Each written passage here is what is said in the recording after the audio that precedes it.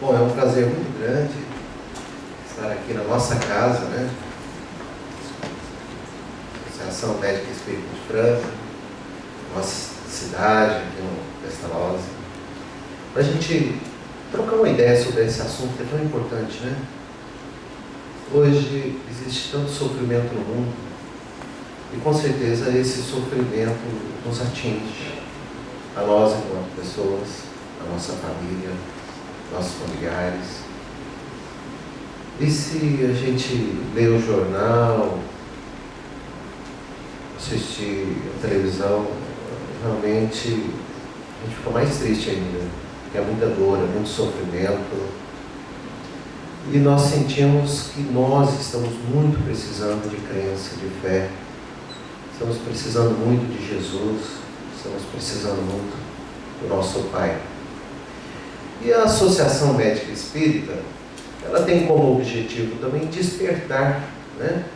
Que hoje nós temos várias razões, inclusive científicas, né?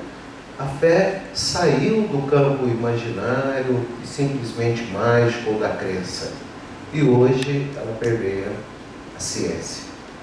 E nós teríamos uma motivação a mais para tocar a nossa mente, o nosso coração em busca desse conhecimento, em busca dessa proximidade. Muito bem. Aqui temos aí uma foto de um pequeno Cristo que tem na nossa praça, né? Vamos aqui no manual. Quantas vezes nós nos encontramos assim? Como Simão Pedro foi tentar atravessar a água e começou a se afogar. Pediu: Senhor, me ajude. E Jesus ajudou. Quantas vezes nós sentimos que a nossa casa mental está se afundando? Mas se nós tivermos olhos de ver, mesmo no tsunami, mesmo na inundação, mesmo na tempestade pessoal, nós podemos encontrar uma fé, um caminho, e a Jesus, para que nós possamos então apagar esse incêndio interior que muitas vezes vai acontecer. Por vezes nós sentimos que dentro de nós tem um lobo que nos consome, que pode estar realmente trazendo muitos conflitos. E nós vamos falar um pouquinho de tudo isso então, para que a nossa ovelha possa prevalecer. Porque afinal de contas, o tempo vai passando e nós percebemos que já não somos mais super-heróis como imaginávamos na nossa infância, na nossa adolescência. A dor chegou, o sofrimento, às vezes o desânimo, a desilusão. Quantos de nós, por vezes, vamos parar em casa de repouso, né? Por assim dizer, e com muito sofrimento? Como que nós podemos fazer então? Qual seria a proposta então da espiritualidade? E aqui trazemos uma resenha, uma pequena sugestão. Nós podemos então tentar encontrar a Deus, o universo. Aí temos a nebulosa de Helix, né? Conhecida popularmente como Olho de Deus. Certa feita, Harvard e Cambridge, as universidades, elaboraram 21 conselhos que geravam saúde. Nós colocamos algum deles. Não colocamos o chocolate, que era uma das recomendações. Comer chocolate aumenta moderadamente, claro, um ano de vida. Mas colocamos sobre rir. Uma boa gargalhada é um pequeno exercício. Quem não gosta de fazer exercício, se rir bastante, já vai equivaler a 10 minutos de caminhada, de corrida. Então, rir é um santo remédio. O bom humor aumenta substâncias químicas cerebrais que podem reduzir a inflamação, ativar o sistema imunológico, aumentar a produção de endorfina, aliviar a dor e melhorar o sono. Então, é importante sorrir. É um exercício que nós deveríamos fazer mais. Né? Ler piadas, assistir comédias, procurar rir bastante de nós mesmos. Trazer o bom humor é importante. Meditação. Cada vez mais a ciência isso é motivo às vezes de Fantástico e outros programas, está mostrando que a meditação é importante. Nós estamos aprendendo hoje que o nosso cérebro, mesmo se nós temos aí 40, 50 anos, 60 anos, ele pode se desenvolver, ele pode criar novas terminações. Então, eles observaram, por exemplo, que meditadores assim fazem isso com maior intensidade, em média 1 hora por dia, folgando no domingo, se quiserem, durante 9 anos, resulta não apenas no aparente espessamento do córtex pré-frontal, que é tão importante hoje, nós sabemos, mas também um aumento da espessura do córtex insular direito, né? Depois a doutora Thaisa, neurologista, me corrige se eu estiver errado. O amor. Os estudos científicos sobre o amor, eles são pequenos, né? Mas algumas pesquisas chegaram às seguintes conclusões sobre pessoas apaixonadas. Elas apresentam níveis reduzidos de ácido lático no sangue, o que as deixa menos cansadas. Então, amar, a gente fica mais bem disposto, né? E níveis mais altos de endorfina. Novamente, esse neurotransmissor endorfina, ligado ao bem-estar, né? E o que as torna eufóricas e com menor propensão à dor. Então, realmente amar, exercitar o amor, diminui a dor. Isso é comprovado cientificamente. Na prática, a gente sente isso, né? Mamãe. Um dos itens lá dos 21 itens recomendava que a gente deveria ligar para os parentes, pais, mãe, de vez em quando. Isso faz diferença. Um estudo da Faculdade de Medicina de Harvard concluiu que 91% das pessoas que não mantêm um laço afetivo com seus entes queridos, particularmente com a mãe, desenvolvem pressão alta, alcoolismo ou doenças cardíacas em idade temporânea. Então eu recomendo que todos liguem bastante para sua mãe. Se não estiver legal, façam as pazes correndo, tá certo? Para não ficar alcoólatra, hipertenso e cardíaco, entre outras coisas. Brincadeira, né? A gente sabe que é importante isso. Mas é científico hoje. O Dr. Christopher Cole de Stanford provou em macacos que a separação entre bebês e suas mães suprime o sistema imunológico dos filhotes. Daí a importância da ternura, carinho maternos, né? Outras pesquisas evidenciaram que exibições de filme de amor fazem aumentar os níveis da imunoglobulina A na saliva, que estão relacionados à defesa contra resfriados e doenças viróticas. É famoso o chamado efeito Madre Teresa de Calcutá. Quando passaram o filme da vida de Madre Teresa de Calcutá, um filme bonito, ela atuando na Índia, no Paquistão, ajudando, aquele filme que você chora, se emociona. E certa feita eles fizeram o trabalho involuntário SONS, dosaram a IgA secretora. E ela estava normal, porque eram voluntários sadios. Depois passaram esse filme. Aí as pessoas emocionaram, choraram. E aí eles dosaram a IgA secretora, ela havia subido, mostrando que a experiência amorosa, você ter o seu coração tocado, a sua imunidade melhora. Então as pessoas emocionaram, choraram, né? Sentiram vontade de abrir a carteira e doar bastante dinheiro. Depois essa vontade passou. E depois fizeram o contrário, né? Passaram um filme sobre a vida do guerreiro Átila. Mas não aquele filme romântico, aquele que mostra incêndio, morte, estupro. Você tem vontade de entrar na televisão e matar o bandido, ou tem vontade de sair correndo, ou de colocar alarme em casa, cachorro, guarda e tudo que você puder para se defender. E depois dosaram a IgA secretora, ela havia diminuído, mostrando que experiências que assustem a nossa alma, que nos fazem mergulhar no medo, elas diminuem a produção de IgA secretora e nós ficamos predispostos a adquirir infecções virais, por exemplo.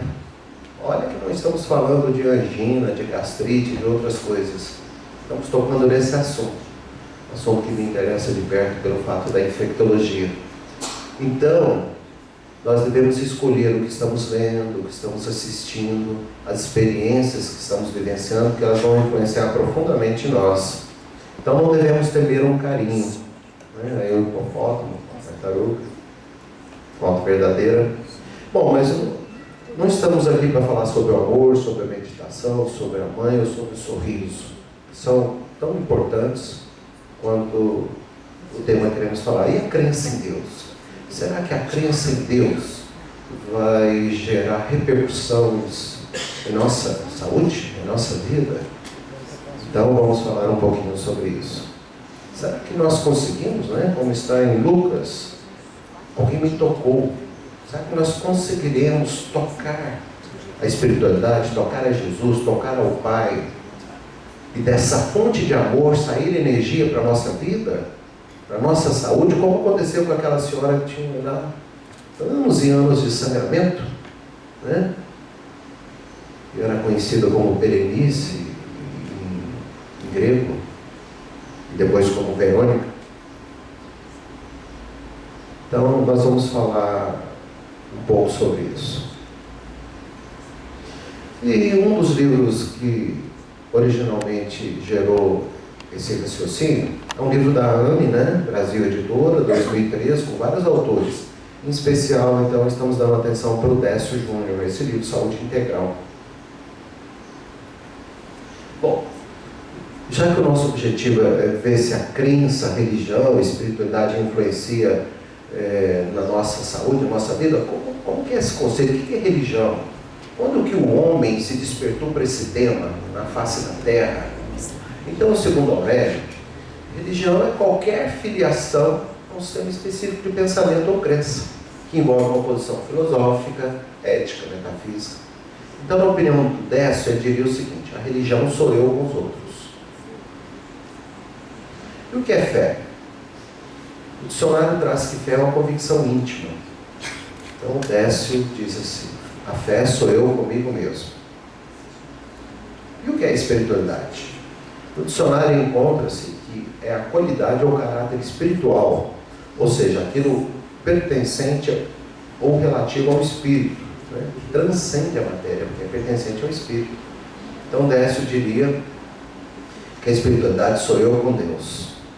Então, resumindo, na opinião desse autor, a religião sou eu com os outros, a fé sou eu comigo mesmo, e a espiritualidade sou eu com Deus. Quando começa a crença em Deus na humanidade? Será que nós despertamos para a espiritualidade quando Jesus esteve aqui na Terra, ou foi muito antes disso? Então, há 70 mil anos atrás, né, nossos antepassados começaram a sepultar seus mortos, encher as sepulturas com artefatos que aparentemente eram oferendas, presentes caros e raros na época, como dentes de raposa. Vocês não sabem, as mulheres que estão aqui, como era valorizado um dente de raposa há 70 mil anos atrás. Miçangas de marfim. Então surgem as sementes de Deus, porque para que você vai colocar os mortos com presentes se você não acreditasse que tivesse algo a mais? É muito antigo isso. Há 35 mil anos, nós vamos encontrar pinturas de seres, metade animais, metade humanos. São xamãs, magos sacerdotes, que transitavam entre o mundo animal, o humano e o dos espíritos. Então, faz tempo que nós estamos buscando, de certa forma, algo a mais. Se nós pegarmos, por exemplo, lá na África, e a África é muito importante, porque nós sabemos o tanto que nós recebemos de irmãos da África, que vieram trabalhar no Brasil de maneira escrava, mas eles vieram formar, juntamente com os indígenas, juntamente com os portugueses, o nosso embrião de fé aqui no Brasil. Como é que é o nosso embrião de fé no Brasil? Então, por exemplo, se a gente analisar os Yorubas na Nigéria e na África, como é que é a história lá da religião lá? Era uma vez Olorum, o Senhor do Céu. Certo dia ele teve vontade de criar o mundo, mas era majestoso demais para ocupar com assuntos menores, por isso confiou o trabalho a outra divindade, o Batala. Ele designou deuses menores, uma terceirização. Como esperto, hein? Terceirizando. Quantas vezes a gente quer que o outro faça a nossa parte, né? E foi o que ele fez, inventou a terra, os homens, os animais e as plantas, os orixás. História parecida nós vamos encontrar na África com os Bucas, Bantos, Pigmeus e etc. Então está aqui um exemplo dessa religiosidade. os Yorubas na Nigéria, na África. Não sei se seria Yorubano. Poderia perguntar para algum dos nossos administradores como é que fala isso. Bom, em 1559, então, nós começamos a ter, obviamente, muita influência no Brasil. Então, candomblé, pará, macumba, cambinda, batuque, umbanda, quimbanda, catimbó, baracô, tambor de Minas, são várias influências religiosas que vêm se unir e compor aqui com a gente. Então, a intervenção mágica dos orixás pode ser benévola ou malévola, e depende muito da troca de favores ou das relações de amizade e inimizade entre humanos e divindades. Interessante que no Espiritismo a gente sabe, né? Conforme a nossa sintonia, nós vamos ter a ação tanto de espíritos amigos como aqueles que querem nos prejudicar. Bom, mas como é que está isso então no mundo hoje? Como é que é o pensamento religioso no mundo? Porque tudo isso vai influenciar na ação que a crença vai provocar na saúde. Como é que é então o hinduísmo, o budismo, o islamismo, né? O judaísmo, o cristianismo, e nós sabemos que o Brasil é um pouco de tudo isso. Por exemplo, hoje o budismo não tem tanto número de adeptos como tem o cristianismo, ou como tem o islamismo. No entanto, 50% da população mundial ou vive em lugar de budismo ou lugar que o budismo já predominou. Então está tudo ali no pensamento, na maneira de enxergar, né? Os hindus, por exemplo, eles acreditam numa força divina única. Interessante que o número de deuses chega a mais de 300 milhões de deuses. Olha como é interessante essa visão, né? Hoje a gente se estranha os nossos índios terem tantos deuses, mas assim, é um pensamento que muitas vezes, aqui no Espiritismo nós não temos isso, mas alguns consideram, entre aspas, um Deus particular Bezerra de Menezes, Eurípides Pessanufo, e assim vai, quer dizer. Então é uma maneira de ver um pensamento que está intrincado. Então o Deus Brahma é o princípio de tudo, ele representa a força criadora do universo. O hinduísmo é a terceira maior religião do mundo, 950 milhões de devotos. Os primeiros ensinamentos hindus, né, foram compilados nos Vedas, 1000 anos antes de Cristo, estão influenciando em nós. Brahman, não confundir com Deus Brahma, né? Brahman tem um N a mais, é o Espírito Supremo e presente de todas as coisas, né? A criação é cíclica. Hoje se fala que nós temos não só o nosso universo, mas outros, são a teoria dos universos paralelos, e que eles são cíclicos. Olha essa questão aí, olha essa questão aparecendo aí. A criação é cíclica, da destruição de um universo anterior, o Deus Brahma filho de Brahman, surge para criar um novo. Aqui não tem terceirização, mas tem também divisão de tarefas, de novo, olha. Então vejam que é uma questão que está... Dizem que quando uma lei está no nosso pensamento, no universo, você vai encontrar no microcosmo e no macrocosmo, né? Cristianismo. A ideia de um Deus que se torna humano, materializando-se na figura de Jesus. É única em todas as religiões. Surge a questão da Santíssima Trindade, né? Envolvendo aí Pai Deus, Filho Deus, Espírito Santo e Deus. Essa religião, então, tem 2,1 bilhões de fiéis e é a maior religião do mundo. Buda, vamos falar sobre o budismo um pouquinho. Então, curiosamente, Buda, né, bem antes de Cristo, fundou a única religião no qual o debate sobre a existência de Deus é irrelevante. O que importa é eliminar o sofrimento e alcançar a felicidade. Isso é importante realmente. Mais da metade da população mundial vive em lugares nos quais o budismo é ou já foi dominante. Então, será que o budismo influencia muito em nós? E nós espíritas, então, nem se diga, né? Os ensinamentos de Buda foram reunidos no Tripitaka. Dessas escrituras sobrevivem até hoje 3 versões.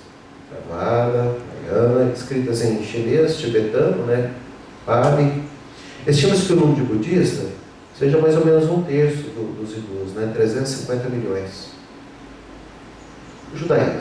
O judaísmo é bem menor. Né? O judaísmo, o número de habitantes e de seguidores é bem menor, né? Então, Yahvé, ou Javé, aquele que é. Dizem que o nome do Senhor são essas 4 letras, mas elas são impronunciáveis.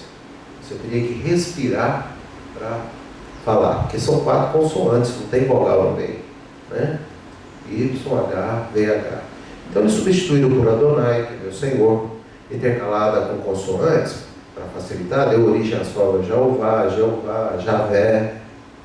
Essa é a origem. O Todo-Poderoso da fé judaica pode ser uma nuvem ou uma montanha. Como guerreiro foi à frente da batalha para defender o seu povo. É furioso e punitivo, pacífico e benevolente. Olhem essa visão inicial.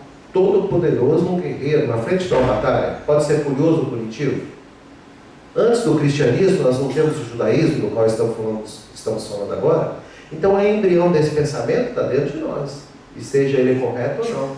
E a gente tem que estar atento a todo instante, porque vai influenciar nas nossas crenças, na nossa visão. Número de judeus, então, não chega um pouco acima de 13 milhões. Continuando a falar sobre o Senhor. Ele está, então, em todos os lugares, vai salvar a humanidade. O Criador descrito na Torá tem um lado temperamental. Quando desafiado, dizem as Escrituras do Velho Testamento, explodia em fúria e aplicava castigos terríveis.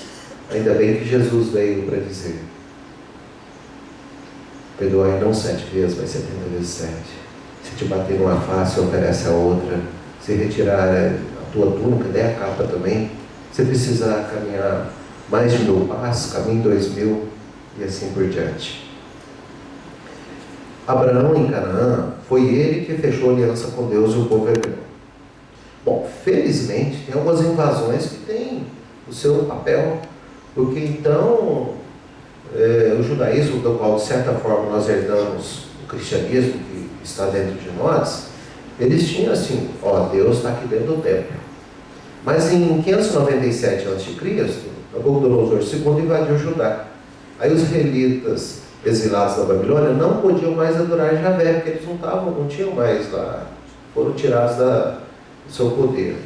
Então eles não podiam mais adorar no templo de Jerusalém. Então o conceito de Deus naquela época entrou em crise.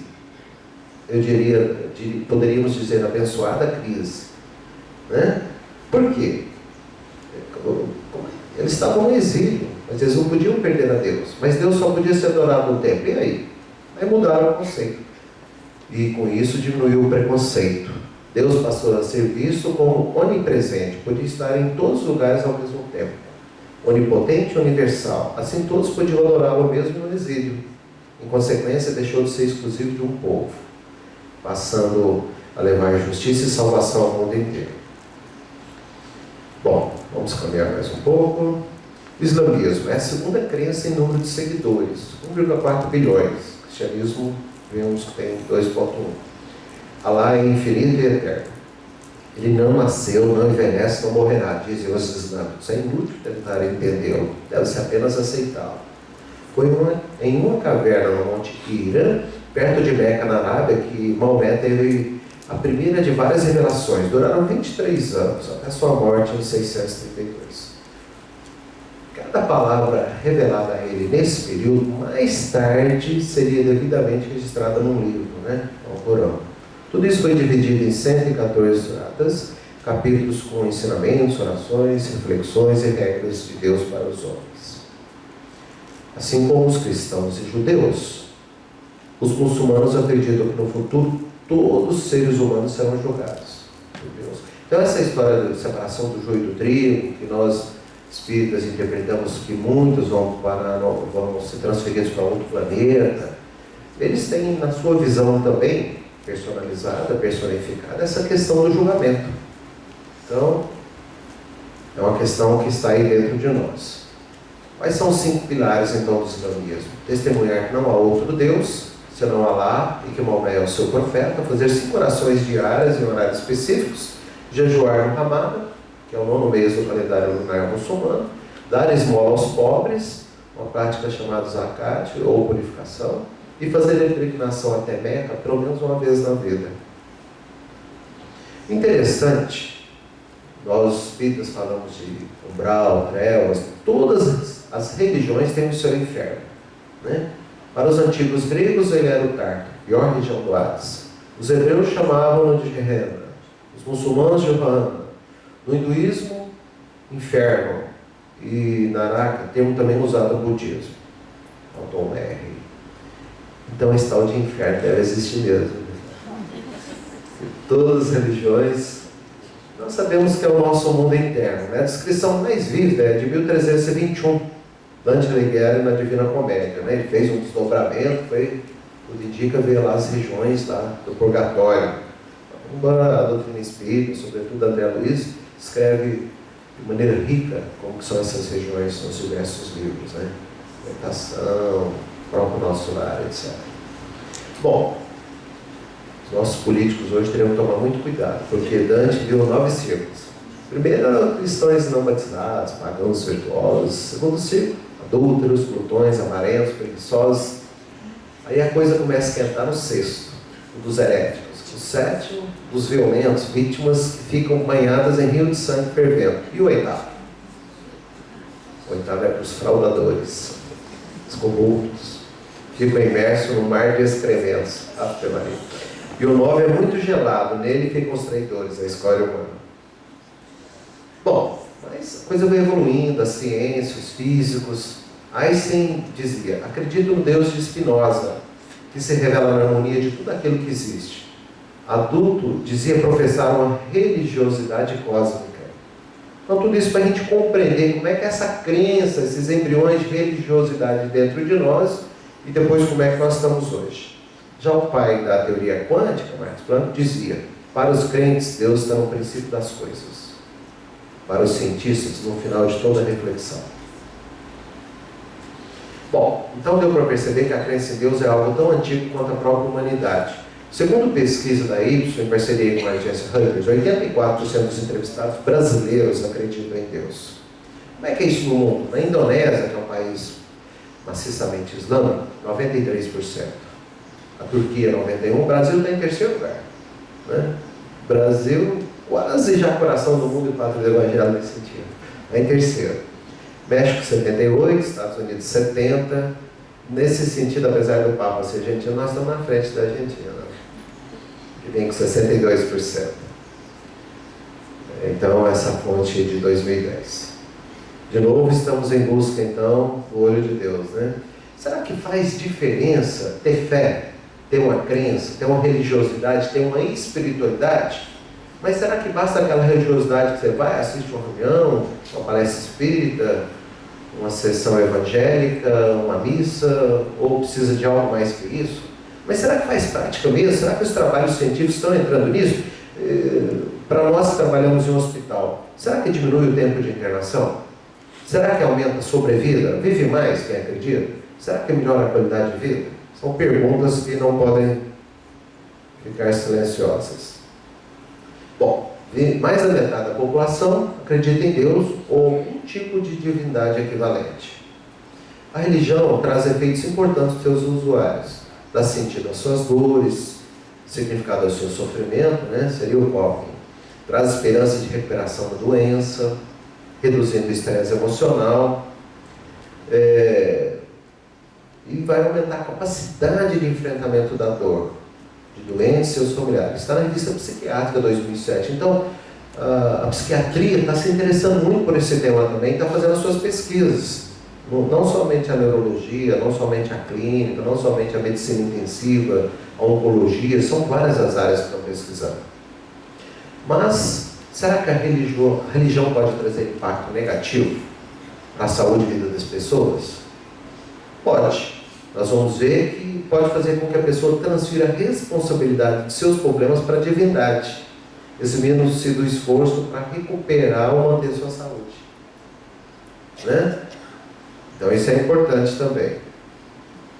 Crença em Deus e na saúde, então. Durante o século XX, segundo o seu Harold Koenig, que tem esse livro aí importante, Espiritualidade no Cuidado do Paciente, 2005, ele já esteve no Brasil mais de uma vez, Congresso dos Médicos Espíritas, né, lá em São Paulo, falando dos seus trabalhos.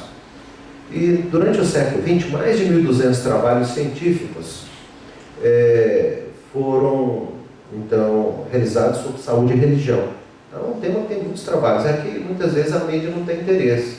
A mídia golpista dos laboratórios, menos ainda, porque imagina se descobrirem que fé, religião e espiritualidade influencia no resultado em saúde.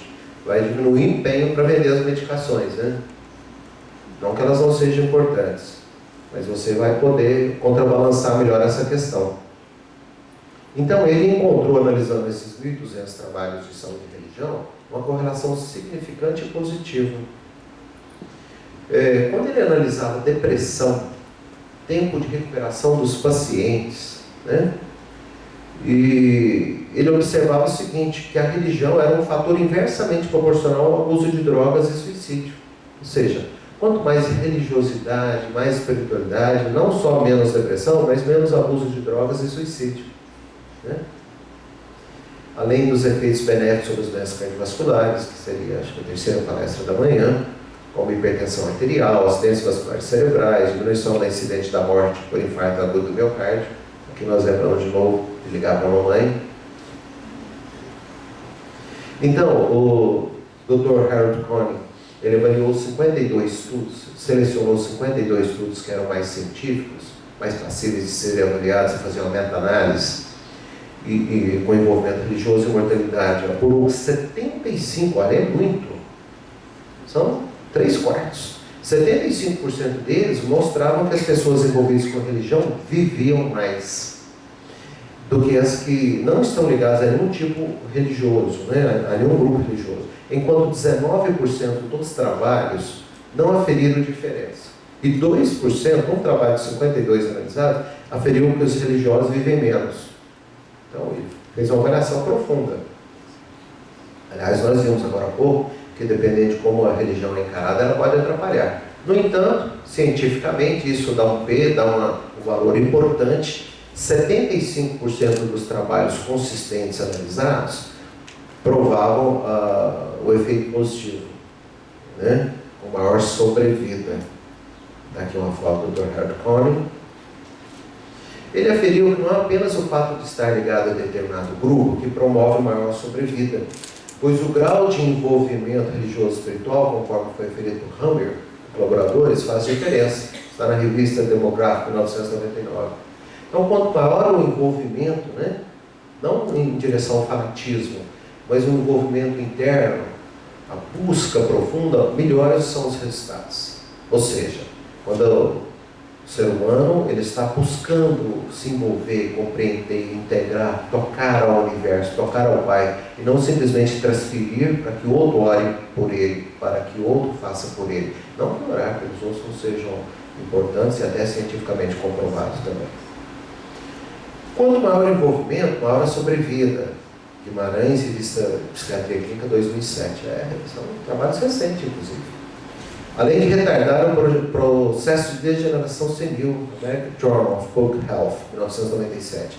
Então, senhores e senhoras que gostariam de envelhecer mais devagar um pouco, temos aí uma razão adicional. Tá certo? Retarda também o processo de envelhecimento senil. Nós vamos envelhecer, vamos morrer. Não tem jeito. Mas todos gostaríamos de ter bastante experiências aqui no planeta Terra antes disso, e que a nossa saúde durasse o mais possível. E como a beleza influencia no nosso astral, por que não também? Está aqui. Interfere também na estética. Então, em vez de ficar fazendo aquela poupança poupuda para fazer aquelas plásticas caras e caras, começa a frequentar bastante, ler bastante, meditar, orar, buscar, que é outra maneira também. Entretanto, um dos mais importantes determinantes fatores é aquele apontado por Hammer, ou seja, o grau de envolvimento religioso espiritual. Muito difícil de medir isso, né?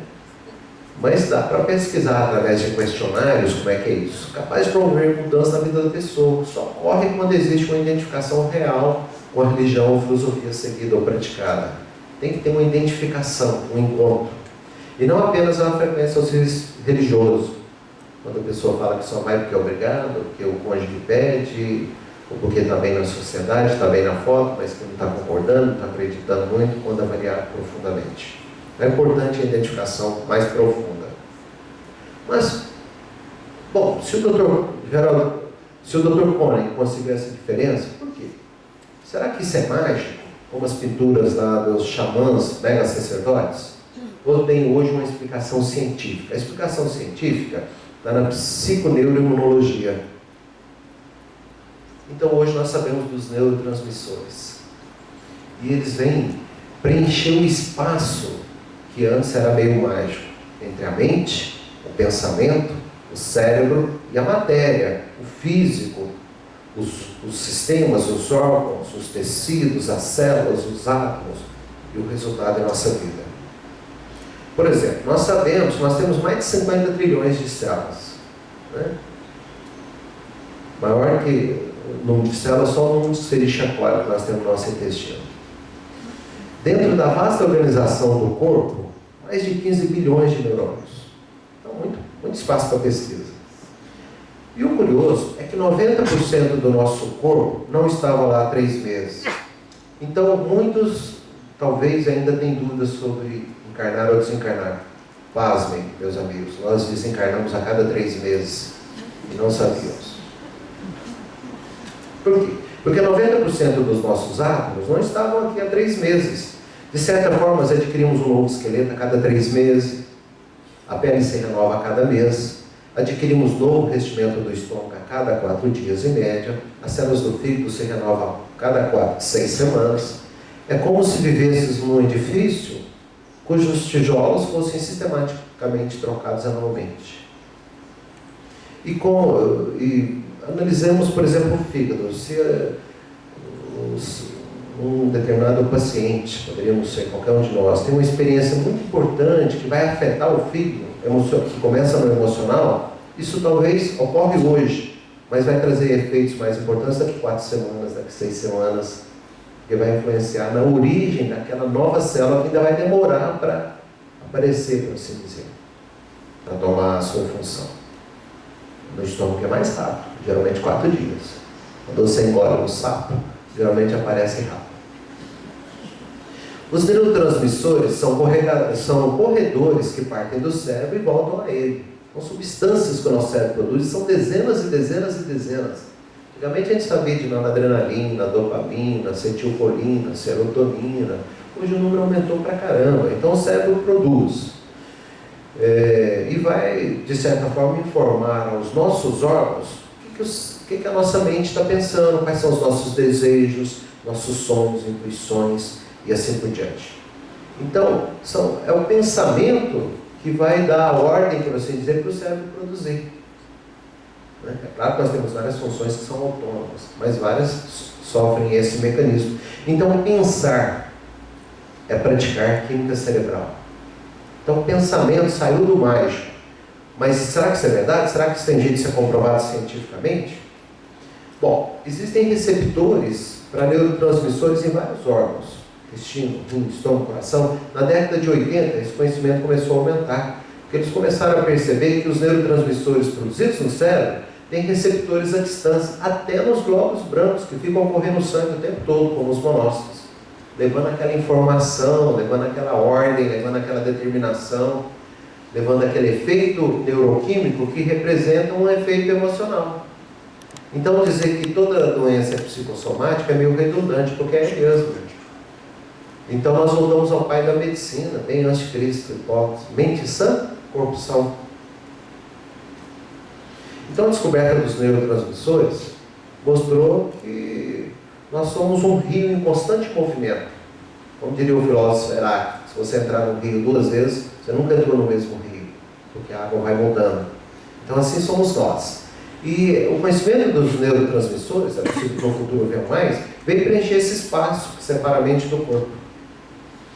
E o interessante é que quando você faz isso com tomografia por emissão de pósitrons, né, que é um exame de tomografia meio que em terceiras dimensões, você injeta glicose marcada com radioisótopos na corrente sanguínea. O cérebro consome muito glicose. E a pessoa começa a pensar. Aí vai mudando e o cérebro a todo instante, conforme que a pessoa pensa ou o que ela faz, e só pensar já é suficiente, sem ela parada de repouso físico, é suficiente para ir mudando toda essa cascata, todo esse sistema. Então, você vai percebendo com isso que você é um ser tridimensional. Você está pensando e o seu corpo está interagindo em todas as células, todos os tecidos, órgãos, sistemas, com a ajuda dos neurotransmissores, da corrente sanguínea e assim por diante. Então deixou de ser mágico. Pensar e, por conseguinte, orar, meditar, ter crenças positivas, vai influenciar muito, né? Então, observando essas moléculas girarem enquanto o cérebro pensa, os cientistas viram que cada acontecimento distinto no universo da mente, uma sensação de dor, uma intensa lembrança, desencadeia um novo modelo químico do cérebro, não apenas em um ponto, mas em muitos. Então, quando Jesus falou, perdoai não 7 vezes, mas 70 vezes 7, foi uma importante receita de saúde, porque toda vez que você tem uma lembrança de um passado que te magoou, você volta a viver ele novamente. Você volta a produzir os neurotransmissores ligados à concepção, ligados à dor, ligados à angústia, né? Então, nós temos que é difícil, mas nós temos que nos desligar do nosso passado mesmo, senão nós ficamos nos punindo, nós ficamos repetindo a mágoa e o sofrimento.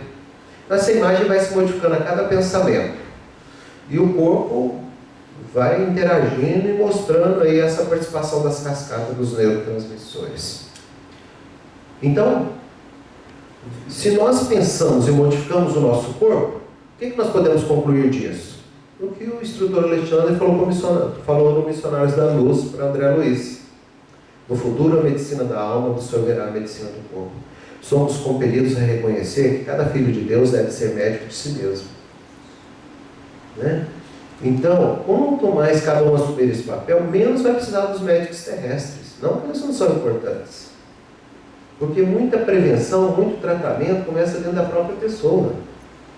Cada filho de Deus deve ser o médico de si mesmo, começar por aí. Não que ele deva ser orgulhoso e buscar ajuda quando necessário.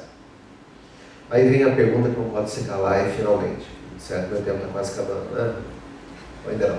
Quanto tempo vivem a mais as pessoas comprometidas com religiosidade, com espiritualidade? Será que dá para viver 1 ano a mais, 2 anos a mais? O que vocês acham? 7 anos a mais? Nossa, que bom chute, hein? 7 anos, uau! Exatamente, parece conta de mentiroso, né? Mas não é. 7 anos a mais, os trabalhos que o Dr. Harold também avaliou. Tá? Alguém gostaria de viver 7 anos a mais? Com mais saúde, com menos dor, menos doença, menos sofrimento, menos hospital? E com a pele mais bonita ainda? Com menor envelhecimento senil? Tudo isso, com menos rugas, tudo isso está ao alcance de vocês. Está ao nosso alcance.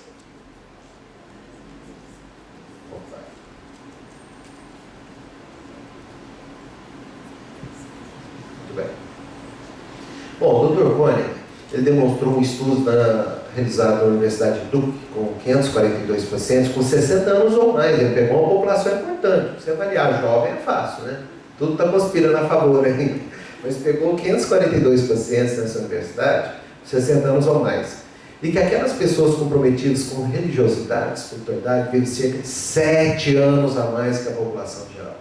Então, onde que foi baseado esse estudo? Se vocês quiserem memorizar, Universidade de Duke. 542 pacientes, 60 anos ou mais. Que vivem melhor utilizando cerca de 56 menos serviços de saúde.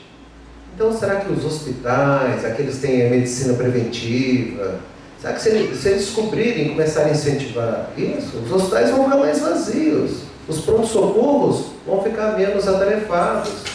Então, ocorre redução em até 6 dias do tempo de internação hospitalar por ano. Então, as pesquisas com essa população em torno de 60 anos, a Universidade de Duke, 542 pacientes, mostram que de 7 anos a mais, interna pelo menos, fazendo a média, 6 dias a menos por ano.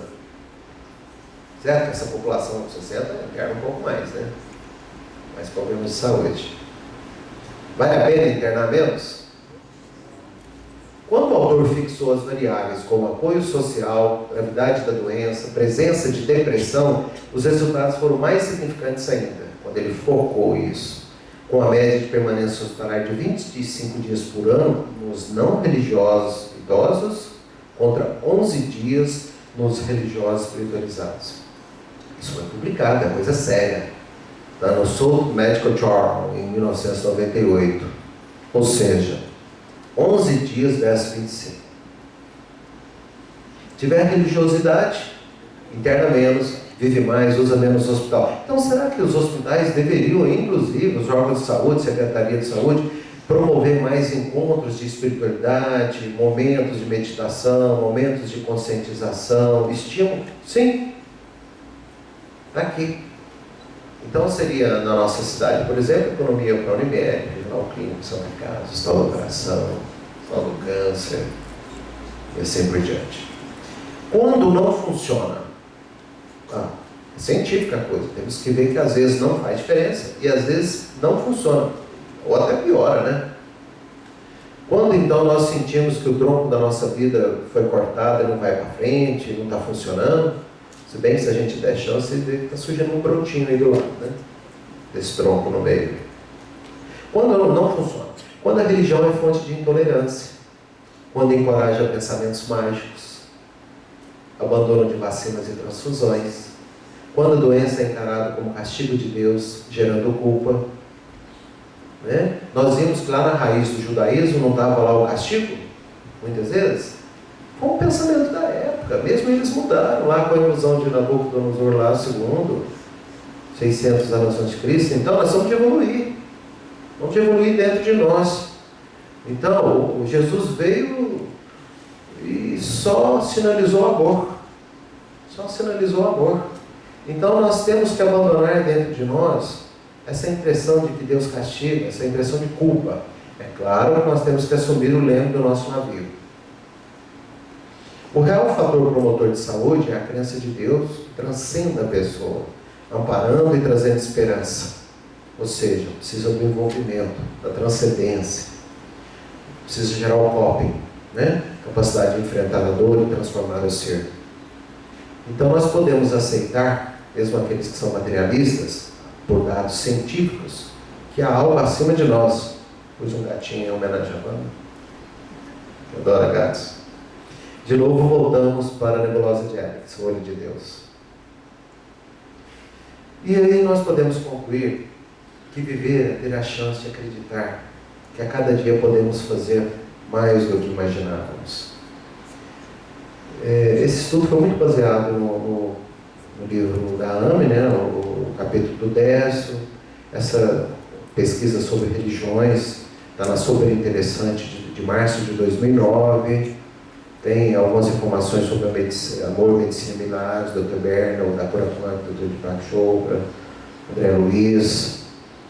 E o objetivo desse trabalho e de encontros como esse é a gente perceber que nós temos uma estrada a atravessar.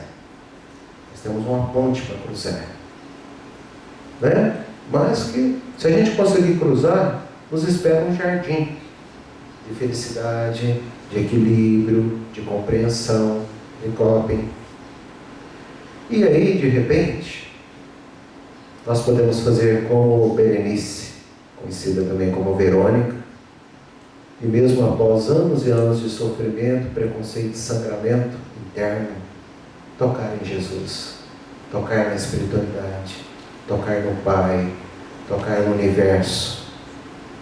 E aí a nossa fé, a nossa crença, a nossa religiosidade, a nossa espiritualidade nos curará. Pode ser que o corpo, como é natural, continue envelhecendo, mas a nossa alma ficará mais leve, mais feliz, em paz. E aí, as essências da espiritualidade superior estão aí, nós vamos ter acesso a elas, e elas vão descendo para atuar no nosso coração, para cooperar para o nosso equilíbrio, para a nossa paz. Nós podemos assim sentir que o universo está nos acolhendo, que o Pai está nos acolhendo, que Jesus está nos acolhendo na nossa dor, no nosso sofrimento, na nossa confusão, na nossa desilusão. Sempre Jesus para nós. Sempre Jesus. Mostrando que Ele é o caminho. Se nós deixarmos, Ele está batendo na nossa porta. É claro que nós valorizamos também aqueles que não têm Jesus como modelo. Tem Buda, tem Confúcio, tem Zoroastro, tem Maomé, tem o profeta Isaías. Nós valorizamos todos os pensamentos que estão buscando amor, que estão buscando a paz, estão buscando equilíbrio. Para nós, muitas vezes, claro, é Jesus. É claro que no nível mais próximo de nós é Bezerra de Menezes também. Eurício Barçanufo, irmã Sheila, irmã Alta de Souza, irmã Paula. Podemos citar tantos e tantos. Podemos citar o nosso amigo, Dr. Cleomar. Deixemos então que Jesus entre em nós, que a crença entre nós, que a espiritualidade entre em nós. E nós vamos nos sentir tão bem que talvez podemos fazer como Madre Teresa de Calcutá. E não deixar que ninguém saia da nossa presença, do nosso caminho, sem se sentir melhor e mais feliz.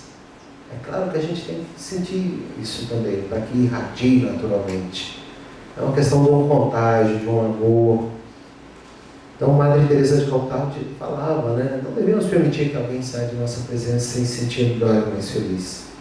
E aí, nós enxergaremos na montanha o rosto de Jesus. Nós enxergaremos no universo tudo refletindo Jesus, tudo refletindo o Pai.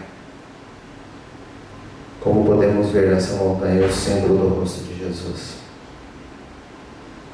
E aí, somos convidados à caminhada, porque nós somos um caminhante, um caminhador nesse planeta. Nós somos um peregrino, estamos buscando aprender, evoluir, purificar a nossa alma e adquirir um pouco mais amor. E assim, pedimos que Jesus continue abençoando os nossos corações, cada um de nós possa ter um bom seminário.